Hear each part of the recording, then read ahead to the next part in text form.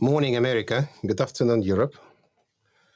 We're here live on two channels, LinkedIn and YouTube, with a new event in our service provider series, which is called Microsoft SPLA Audit Report, How to Fight Back and Pay Less. And I'll start with a very quick round of introductions. We are partners in the company called SAMexpert. My name is Alexander Golev. With me, I have Daryl Ullman, our Chief Negotiation Expert. And why you should listen to us is because we do this on a daily basis. Across our team, we did over 100 Microsoft Audit Defense exercises, saved billions in total to our clients. It depends on the case. Sometimes we're talking about hundreds of euros, hundreds of thousands of euros. Sometimes we're talking about hundreds of millions. It's different. It depends.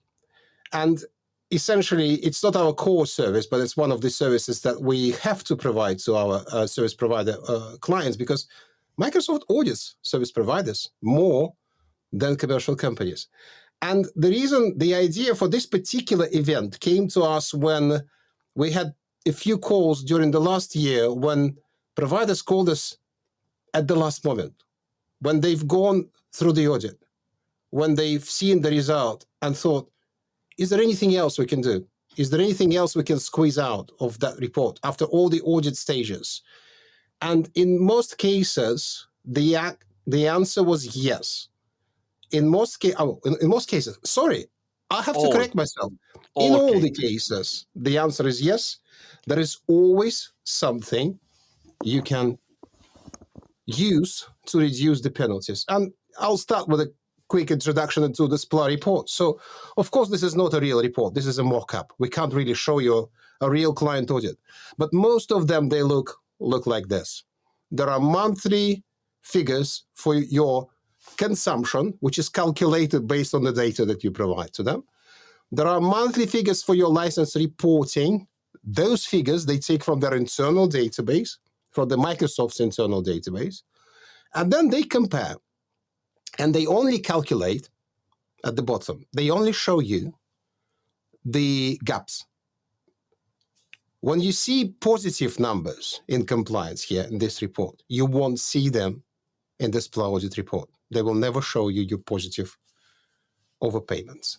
And that's one of the questions I'd like to touch on when we're going to discuss how you deal with audit reports. And I said at the very beginning that sometimes providers decide to go through the audit themselves. And if there's no experience, no understanding, no right stakeholders on the audit, the audit report is inflated. The results are assumptive, the results are extrapolated. And don't take me wrong, the assigned auditor for Microsoft is not your enemy, but they're also not your friend. They're friendly with Microsoft. Their goal is to interpret everything from the worst case point of view. So if anything is missing, it will be misinterpreted. By design, this is how your agreement is worded. So, and you get a penalty shock. And you can see it's the very end of the audit. It's already too late to do any adjustments, correct honest mistakes, control what data is provided, what answers are provided to the questionnaires. It's too late. It's already been done. But is it actually lost? So what's the best thing you can do in this case? And we had a conversation this morning. From our point of view, the best thing you can do is just to call us. But can you do it yourselves? By all means, yes, you can. Yes, you can try that. And even when it's a final report, even when it's the final report, it doesn't mean you have to accept it. It doesn't mean you can't challenge it. Even if you went through 7 editions and iterations of the report, you have the right to continue pushing back and asking the auditor to correct misinterpretations and errors. And this is what we find in the first stage when we engage with clients that come to us with an already made and almost agreed, almost signed off report and say, is there anything else is there anything else we can do? Usually, by the way, when we see those reports, we don't know. Yes, every time we manage to win, but there might be a case when we can't. So that's why, by the way, we usually engage on a finder's fee basis in such exercises. No win, no fee. Still, each time, after many iterations, there are data gaps which could be filled. Additional data may be provided. Even when they insist on finishing the audit ASAP, you may continue trying to provide them additional data to fill in the gaps. There are misinterpretations you can challenge. And if you challenge them, they don't accept it, have it in writing. There are assumptions they make. Again, challenge them. If they don't accept your challenges, have them written down in writing. If it's not written, it doesn't exist. This all prepares you for the next phase, to which will soon come. There may be knowledge gaps even on your side. An audit could look back as far as the longest we've seen 7 years. Normally it's about 2 to 3 years, but we've seen 7 years. The people who were in your company 7 years ago may have left already, and they took the knowledge with them. So what do you do with that? You need to somehow fill in those knowledge gaps if you can. You need to do that extra step. And even silly things like Excel errors, there are still errors in the Excel calculations. After many iterations, this is what we see. This is our actual experience. And then again, you can challenge them. And this is what we totally encourage you to do. And don't agree to the results. This is your next step. After you've changed everything, you've come to a point when there's nothing else you can change in the data. And the auditors tell you, that's all we can do. Sorry, we need to pass it on to Microsoft. Please agree with the results. This is your second step. You do not agree with the results. You may sign it off. You may find the neutral language that says, thank you for your work. It was very professional. Nicely done. We'll take it with Microsoft. And the magic, most of the magic on penalty reduction it happens during the negotiation phase. The negotiation phase to which, if you've only started thinking about reducing the costs, the penalties after you've received the report, it may be too late, may seem too late, but it isn't. You may still try and start building the business case, looking at the report, identifying certain areas where you maybe made a mistake, where you maybe deployed a wrong product, where they may still misinterpreted the data, but you couldn't change it technically, so you want to present your business case to Microsoft. Negotiations should not ever be understated. And I'll pass my microphone to Daryl soon, but I want to say one thing. What we're seeing right now is, especially by the end of the financial year, and we see this also just before Christmas, Microsoft may start becoming very, very, very impatient, and they wouldn't be willing to negotiate. You can still negotiate. Don't bend to bullying from their side. That would be my advice. So, Daryl, I'm back to you, and if you want to say a few words about the negotiation phase, kind of like intro before we move on to the questions we received through our direct messages. So absolutely. One, I want to just maybe emphasize what you've just said, and that negotiations aren't over until the final agreement is signed. And that's something that I am continuously surprised when I meet with customers that are under or going through the last stage of closing off an audit, where they feel I would almost say intimidated, under pressure to um, close off the audit and accept the results presented by one, the auditor, two, by Microsoft. And when you find yourself in that situation, I always suggest either bringing in an additional negotiator, even within your company. Not talking about bringing in ultimately a external consultant. Of course, that is what we do. But in order to get a fresh viewpoint and to take what I call go out to the balcony, basically, just breathe a second, get a different perspective, I always recommend bringing in an additional person into the process, sharing some of the concern, some of the burden, some of the pressure, and getting just a different view. The reason being is that we get so engaged, almost personally, with the process that we don't see the entire picture. Yes, Microsoft can be very intimidating. They are a big, big company. Yet at the same time, you always need to think about what is the worst outcome potentially of this audit. Well, the worst outcome potentially is for them to file legal um, um, a legal case against you. I've never seen it happen. Never seen it happen. And as Sasha pointed out, between us as a team, we've done over 100 audits, far over 100 audits. I've stopped counting. In volume licensing as well, not only in SPLA. That's the worst thing that can happen, and it's not going to happen.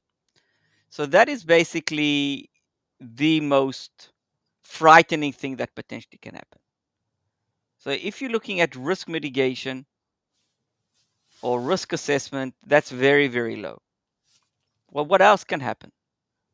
Microsoft potentially can come back and say, well, we provided you with certain concessions within the audit report. If you do not sign and agree to what we provided until a certain date, those terms, concessions are going to be void. Fine, usually doesn't happen. Yeah, I'm very confident with what I'm saying, just from experience. What else can happen? What's another worst case? They might potentially, well, they won't threaten, but they can maybe There between is the one line, leverage.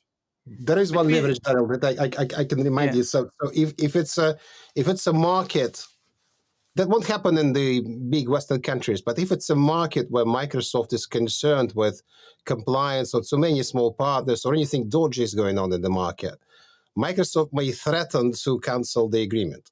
exactly. That's where I was going. But that is not a valid threat for, let's call it, Western European, North American, large organizations. It's basically they are positioning themselves up for antitrust lawsuit or anti-competition. They can't do that. It's basically taking um, specific audit findings and threatening to use that against the customer. That's anti-competition. Yeah. So again, that might be a threat, might be something that you can feel between the lines, but it's not going to really materialize. What will happen is that it will move, the audit process will just move to the next quarter or to the next year.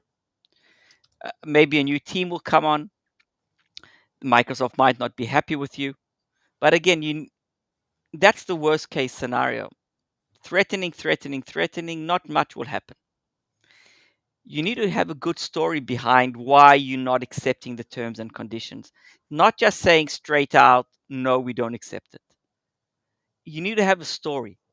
And what's really crucial is that's why I said bring in somebody else. Get a fresh viewpoint.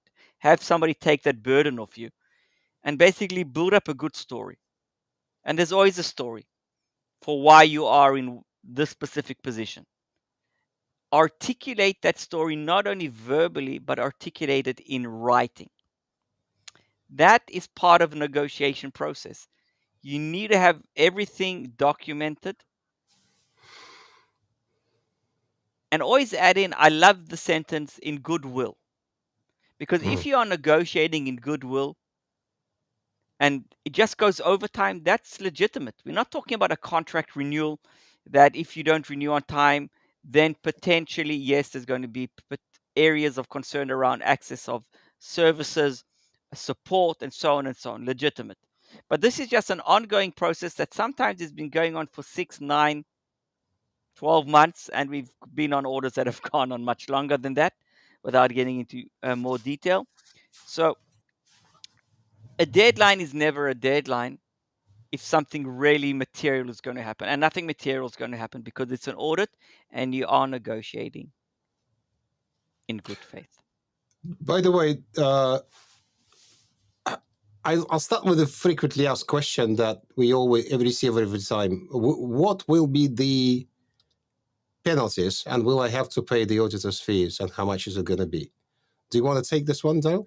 Yeah, I'll start off and then you can jump in. So basically, if you are over 5%, you got a 5% compliance gap. So basically, the difference between your reporting and your audit results is higher than 5%, then you need to pay the auditor's fees, and I'll touch on that in a second.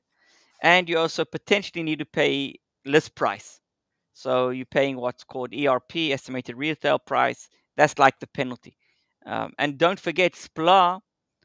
I think you need to if you've never gone through a SPLA audit, just keep in mind SPLA is not only payment for a specific time period, a specific date or specific month or the last month of reporting. It goes back to the beginning of the reporting period. So it could be 2 years, as Sasha pointed out, 3 years, and we've seen a worst case was 7 years. So it's multiplied. That's why SPLA, specifically SPLA audits, are the most the nastiest, I would call them. Sorry. nastiest, most crucial audits that an organization can go through because the impact is huge. Is huge financially. So going back to the penalties, the auditor's fee that you are required to pay per the legal terms of your contract that you signed off on can be anywhere between 25 and 50,000 euros, depending which region you are. Dollars, if you're in North America, on average. Okay, it depends on the size of the audit, the duration, but that's more or less. It's a substantial fee. Yes, that too can be negotiated. Okay? Microsoft won't just take a magic wand and say, no, you're not going to pay for it. You need to negotiate it. It is negotiable. Going back to Sasha called it a business case, I like stories. It's all about telling not a story, it's telling the story, your real story. But you need to build it up. You need to base it on facts. Don't just throw out something. I don't like stories that are made up. Microsoft will see through it in a minute. Okay? A story is based on facts. And then you add on coloring. That's a good story. Something that can be validated, that you can hold on to, that you can bring proof to the table. And if you have a good story, even if you're over or you're under compliant and you pass that 5% threshold, there are concessions that can be made, even with the audit fee paid to the auditor. So, you want to add something? No, I don't want to add it. So I want to summarize what you said. Is that regardless of what the final penalties are, even in the closing letter, basically you can still negotiate the sum, the price list, and the auditor fees. These are still negotiable concessions. Correct. Am I right? Correct. Yeah. Let's dive into some practical questions. So we often see that providers report late, and here's by the way, his practical advice for your day-to-day business. I remind you that you only have 60 days officially per the contract to correct your reporting. So if you over-reported something or you reported late, if there's more than 60 days passed since you had to report something or you made a mistake, then you have to go back to Microsoft through your reseller. Don't just accept reseller's word. We've seen so many cases where the resellers would say, it's fine, it's okay. It's not okay. Yes, Microsoft will accept your excuses. Maybe. I'm saying will. Maybe. Because then you have to ask for their mercy, for them to accept that late payment as a payment for the previous month. Because normally in the report, it won't be shown as that you reported for the previous month. It will be shown as a late payment that will be attributed to the next month. And by default again, in the report, you won't see the surpluses from that payment. So please, in your day-to-day reporting, stick to the schedule that you agree with your reseller. It could be different. You have to report on the 10th day of the month. There'll be particular requirements from your SPLA reseller, whoever that reseller is, Software One, SHI, Arrow, Insight, and whatnot. So please pay attention to that. Please don't do late reporting. Could be late payment, but not late reporting. Please take care of that. If I may just add on to that, Yeah, please. another note that you should look out for is if you see in the report from Microsoft that one of your monthly reports was attributed to the wrong month, and then the quantity is not allocated correctly, I would go in and I would validate when you sent the report to your reseller. Potentially, you might have sent the report on time, yet the reseller, for whatever reason being, entered the report late. You need to validate that because it might have not been your error. You need to go back and you need to find the evidence. Again, that's part of the storytelling. Don't take anything for granted. If you see a report in the final Microsoft ELP that is not allocated correctly, don't take it as granted that okay, it was a late report. Figure out, go back. Maybe it was 2-3 years ago. Maybe the person that provided that email is not there. He might be there on. Go back and find that email. Validate the dates.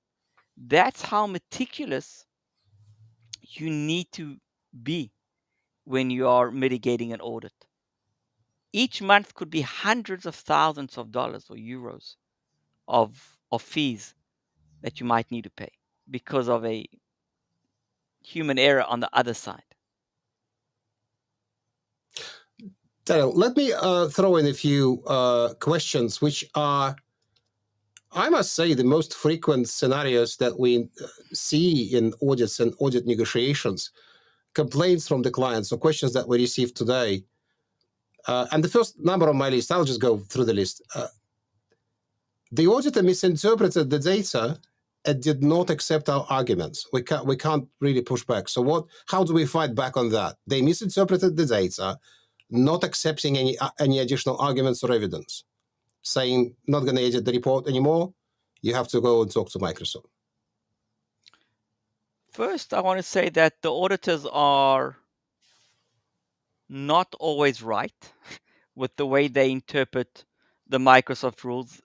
One of the things that always, I don't want to say surprises me, is that if you read through your contract, basically Microsoft says that they will appoint a third party of Independent audit. independent, thank you for the word, independent auditor. Independent means that the independent auditor is working for you as well. They're independent, they don't take a side. In reality, they take a side. In reality, they take the Microsoft side. And I've got so many examples, so many examples. So they're not really independent. I'm sorry to say for the top 4 auditors out there, not really independent. They're getting paid by Microsoft and they feel obligated to work with Microsoft. Saying that, they will push back on various on let's call it the interpretation of the licensing rules, on what they are allowed to show and what they are not allowed to show. That goes into even into formulas on the spreadsheet and how they calculate shortfalls and how they calculate surpluses. Not saying that they calculate them correctly, they calculate them based on the Microsoft criteria. And if you find something that you believe is not in accordance with good auditing practice, or there is another way to look at it and they don't accept it, you have the right to require that your notes and inputs and disagreements are added to the final report that is provided to Microsoft. So my recommendation is that you go through line by line, product by product, formula by formula, meticulous work, and you add a note per each line item that you are in disagreement. And you request the auditor to add that disagreement note to their final report. You do not approve the report until that is part of the final version. Do not accept anything until your disagreement notes are embedded within their report. And only then approve the final version. That way, when that final version is shared with Microsoft, when there is that handoff, those are automatically negotiable points. Otherwise, you will need to reinvent everything from the start and explain to Microsoft why and how and when. By the way, what I would like to add to your words, Daryl, as well, is if there's a disagreement at this stage and the final report goes to Microsoft, Microsoft may be willing, if you have a compelling story, to reopen the technical audit and bring back the auditor if you can rightfully challenge the report's result. If it goes beyond purely commercial negotiations, because what Microsoft does is Microsoft negotiates commercially. If it goes back to we disagree with the results of the audit, why, for example, they declared that we have 200 standalone servers when we have 0? Or how comes that they added virtual machines that did not exist? That happens. That happens. Then in that case,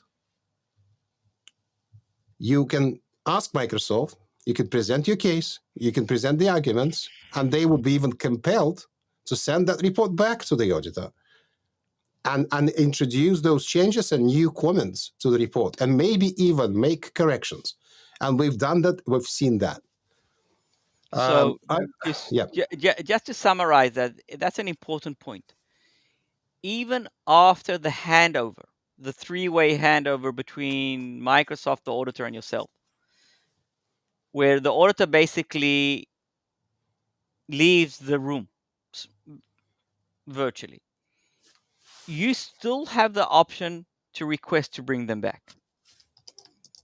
So if you still want to challenge something that they weren't willing to accept, but you have your disagreement notifications, you can still insist in bringing them back and opening up the technical negotiations. Don't forget that. It's not over until it's over. Another case, which is also surprisingly, not surprised. I'm not surprised because SPLA is complex. SPLA plus bring your own license is a nightmare. By the way, SPLA on its own, I'm saying it's complex. It's the easiest and the simplest Microsoft licensing program, but it does not exist in the vacuum. And people do make mistakes, do make reporting mistakes. And an audit will uncover those mistakes because they will ask you to provide all the data from all your environments as it is right now, and there'll be something. And in many cases, we see business stakeholders in the provider looking at the report results and saying, wait a second, why are you saying we had to report 3,000 licenses? This client only required 200. That's what's in the contract. That's what we billed them for. So what would you suggest, Daryl, in that case, when business is so confused that technically it's misconfigured? Technically, they had to pay for, well, in this case, 3,000 users, but they billed for less. Is there anything here that can be done? Absolutely. This comes back to building a story based on facts. So if the facts are that you didn't profit from potentially the wrong reporting because something from the technical aspect was installed or configured incorrectly. It happens. It could have happened 2-3 years ago for whatever reason. Yet you can prove that you didn't profit from it. That you actually billed the customer month on month for that exact 200 licenses in that example. You need to, one, share that evidence of billing. So bring the invoices or the PO or whatever you have and provide it to the auditor, provide it to Microsoft. The second thing is document the technical error. Show them why it happened and how it happened. So you need to bring both the technical evidence and build up a story behind it. Again, facts, but a story. And on the other hand, you need to bring the facts and the story around the non-profitability from potentially abusing Microsoft software. Because there are many times where mostly, actually it's mostly, most errors are due to human error. It could have been, as Sasha pointed out, providing access where access shouldn't have been provided, but nobody actually used it. It could be installing the wrong version, wrong edition of the product for whatever reasons. Technical human errors. On a technical human error that you didn't profit from, you shouldn't be paying a fine. That's my own personal take on it. But again, an auditor doesn't look at the reasons behind whys. They don't care about the whys. They care about the facts. You care very much about the why, but you need to prove the why. By the way, you're going to love this one. The next question is the most common problem in the audits. This is the most common problem. We did not install this. We do not support this. Have no idea who put that software on that server. That goes back to more or less what I've just said. It's human error. But then again, you need to prove that you never benefited from this installation. Many times that kind of installation, you find it around.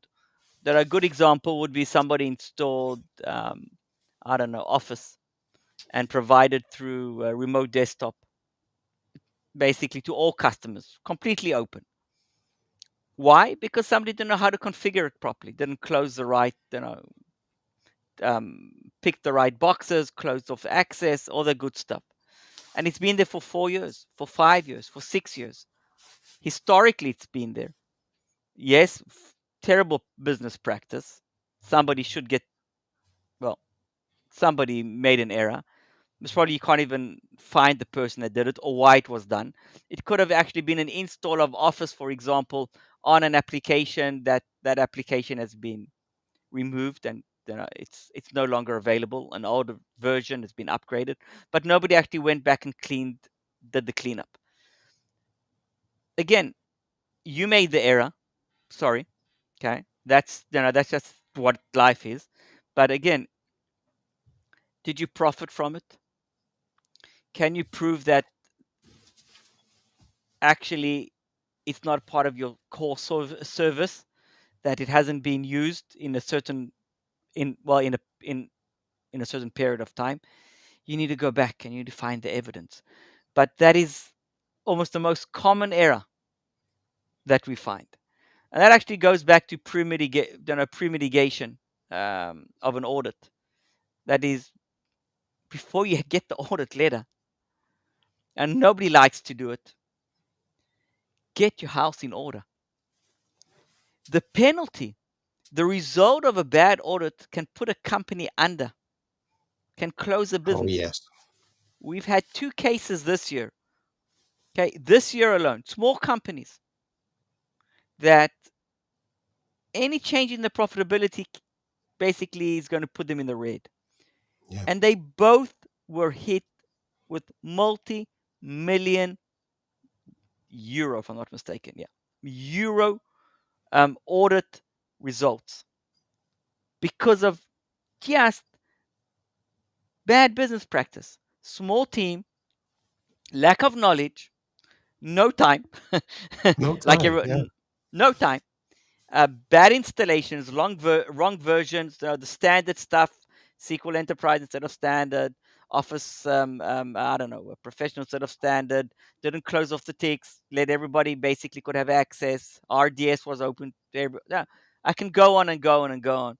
Just bad configuration, really bad business practice. But again, small company, lack of resources, and the audit almost put them under. Almost, it didn't. Okay, long negotiation process, good story building, a lot of back end facts. They didn't really profit. Their turnover wasn't close to the amount of the audit results. So they really didn't benefit from it. Just really bad business conduct. So I highly recommend, even though you don't want to do it and it's time, um, um, um, um, it takes a lot of resources. Do it. Do it. But it's cheap, and I'm not talking. I'm not even talking about the money. It's cheaper to run an internal, and I mean, again, I'm not talking about the money. I'm not talking about even external consultancy. When you are in a BAU day-to-day mood, doing an internal audit is not as stressful as external. No, it's not. And if you work with an external consultant to help you, you can actually disclose more to a trusted party and correct and fix things that you would probably never disclose to an auditor. I totally agree. Another popular version of the same question, a client installed it, and it's a true story. So clients do having administrative access, especially on pure infrastructure as a service providers. Very few clients just take pure Windows Server. They would install something, SQL, Office 365, something else, and the audit uncovers that. The auditors will insist, not may insist, they will insist on scanning every single virtual machine, and they will count all the software as responsibility of the provider. So what would be your advice in that case? Yes, this software, we can prove, we have a story. We can prove we never installed it. We can prove we never supported it. But then on the other hand, we don't have any evidence of BYOL. So it's sort of not us, not them situation. And the client doesn't accept responsibility. That's where things get really interesting. So, one, I would hopefully look at, I would start by looking at the terms and conditions or the master service agreement that the provider has with their end customers, and look for wording regarding responsibility around in, installing your own software, around compliance responsibilities around correct reporting, delivery. Hopefully, there's going to be some kind of clause in the terms and conditions or in the master service agreement.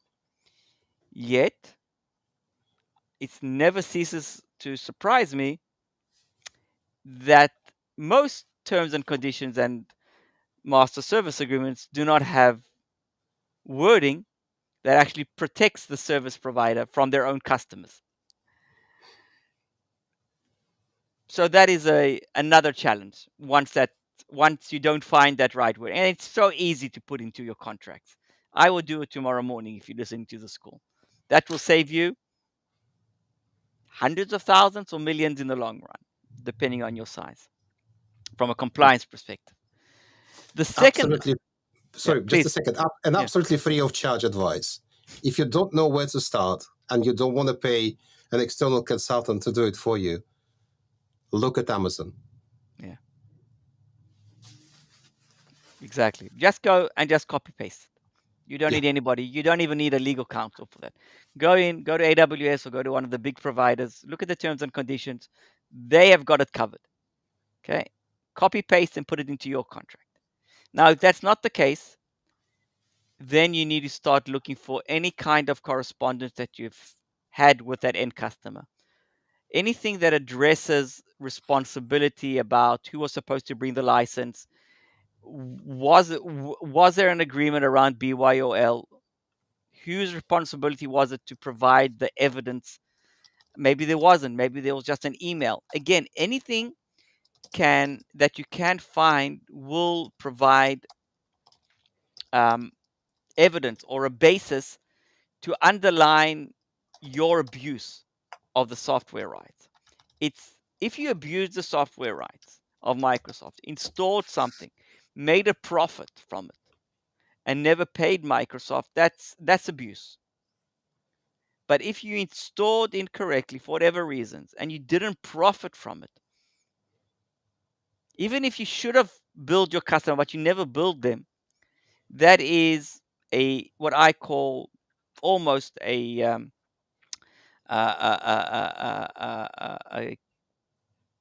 common mistake or something done out of without any malice behind it. So again, you need to find the right circumstances and you need to dig and dig and dig. And if you don't dig, you're going to pay. So I always say that the biggest um, uh, enemy of an audit is laziness.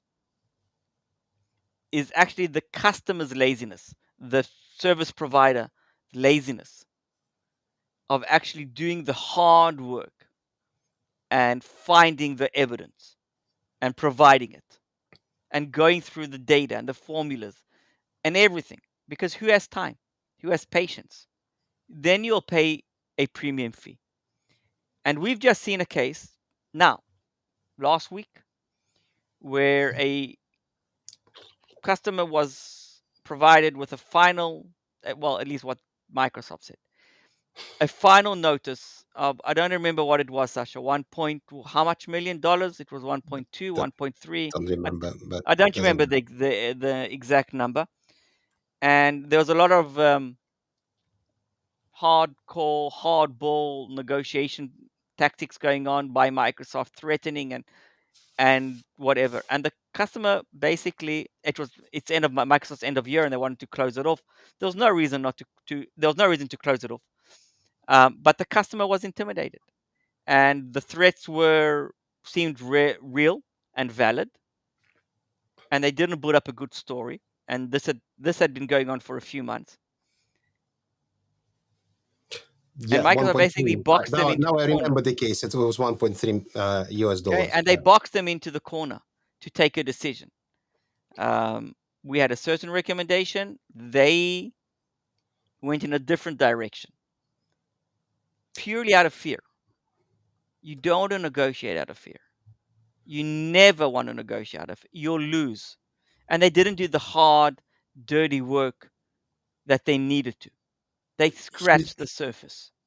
Here's a tip from us, by the way, and this is based on statistical evidence. If Microsoft, as the first offer on the table, offers you concessions and discounts, that in many cases means that if you rip the report apart, you could negotiate more. That's regular. It's nothing new, not Microsoft, not anybody else. It's normal commercial negotiation tactics. We'll throw you a bone. If you don't take it, we'll take it away. And that puts you in a position when you're terrified. What if it's more? What if they take that from me, that 15% discount of the audit report? What we find is you need to push back. Don't worry, it's not that horrible gamble. And yes, I may assume, I may envision how this could be lost. The thing is, we've never seen losses. I want to just add on to what you've just said and take it to a different direction, Sasha. And that's around who should be negotiating on your behalf. Oh. Not technical people. Thank you. Okay. And we didn't coordinate this last piece now. Not IT. Okay? Not IT. With all due respect, IT should not be negotiating. IT has made the mistakes. Okay? Somebody in IT might not even the same people that are dealing with the results today. They made the mistakes. They are not professional negotiators. I'm sorry. You might be on the call today, guys. You want to negotiate, you better be prepared. You need to go and you need to learn how to negotiate. And when negotiating with Microsoft, you need a bit of experience. So that's what I start off and I said, bring in somebody else. Bring in another member of your team. Bring in somebody that might not even be related to IT, but has got pure negotiation experience within your company, that knows how to deal with these tough situations. It's not all about technical issues. It's not. That's 30% of building the story. 70% is building the negotiation strategy and actually implementing it and going that extra mile that you need to. So again, if you're the one that actually has been delivering all the data and pushing the data to Microsoft as an IT professional, you're not the one that should be negotiating this resolution. You should be a professional on the team that is providing technical information. And if you made the mistake, sorry, I'm going to be really blunt. And if you're the one that made the mistakes initially by wrongly installing, wrongly provisioning, and I will say over providing data, you shouldn't be on that team that's negotiating. You should excuse yourself and move aside, because it's all about ego, all about emotions, and that's what ruins negotiations. Not the technical side if you're right or wrong. It's people. The best setup is actually a professional negotiator that is not technical at all, that is commercial, somebody from the board, but that person must recognize that their negotiation must be supported by solid evidence from even technical teams. So it's not a separate person that only knows how to sign so-called golf course deals. No. An agile, what's the word I'm looking for? Careful, professional, soft negotiator with hard evidence backing his negotiations. That's what that's what delivers the best results. And I want to add on to that, detached emotionally. Emotions kill negotiations. Egos kill negotiations. Personal accountability, as maybe you are the one that made the error or somebody in your team is in fault, will ruin the negotiations if you are participating. So this really needs to be really well managed. Daryl, last question before we wrap up. And by the way, if you have more questions and comments, please use the next 5 minutes. We'll take them. I just received a DM on LinkedIn. The person asked me not to call the name. You just said, Daryl, about a case when a company couldn't afford paying the full multi-million audit fee because it's a small business and it could potentially take them in the red. Is there anything they can do, like, for example, negotiate a payment schedule or actually ask for an excuse, or, by the way, which just came to my mind, leverage the commercial relationship with Microsoft? Because as we know, SPLA LCC, SPLA license compliance, they don't really care about license sales themselves. What could this company do which are cornered into, you know what, if we pay this, we're done? Without having all the details, I would build up potentially a negotiation strategy around relationship and being open and truthful potentially could be the right avenue to go, especially if they are technically under licensed. They need to come back and, one, prove that they didn't profit from it, that they made this error, a human error, in maybe even because of lack of knowledge, resources that we spoke about, and appeal to Microsoft's business commercial partnership side. Now, Microsoft, I can say a lot about Microsoft. They are tough negotiators. But I'll say something maybe surprising. They are good partners to their channel. They are really good partners. They're not out there to put you out of business. It's not their agenda. So you need to appeal to the personal emotions of the person you are dealing with, because they are your representative into Microsoft. So I would go back, build up a full financial business overview of where you are. I've been in a negotiation where we've actually shared the company's P&L just to show the real impact. One, the real profitability of the company, um, um, um, the impact of potentially the bad audit, what it would mean to the company's financial health, and we built up a whole business case around what the impact would be to the customer's financial health. And I can say that we were very, very successful. There were various components that we needed to consent to. There needed to be there were long-term commitments that were put on the table, but it was all in good faith, and ultimately it drove good business results for Microsoft, a good business result for the partner or for the provider. So you need to think out of the box when you're dealing with negotiations. It's not, again, just that ELP line item by line item, technical analysis, licensing input. That's super important, but that's 30-40%. It's the storytelling, and it works.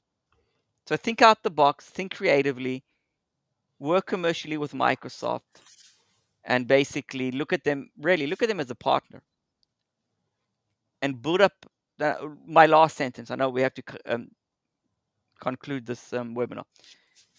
Build up rapport. I can't tell you how important rapport is in negotiations. And at the end of the day, Microsoft, you're dealing with not with a brand, you're dealing with people. And people understand your problems. Get yourself well attached. Get them to understand your business pains and work for you. It will benefit both parties. Thanks, Daryl. Thank you, everybody who's been with us today.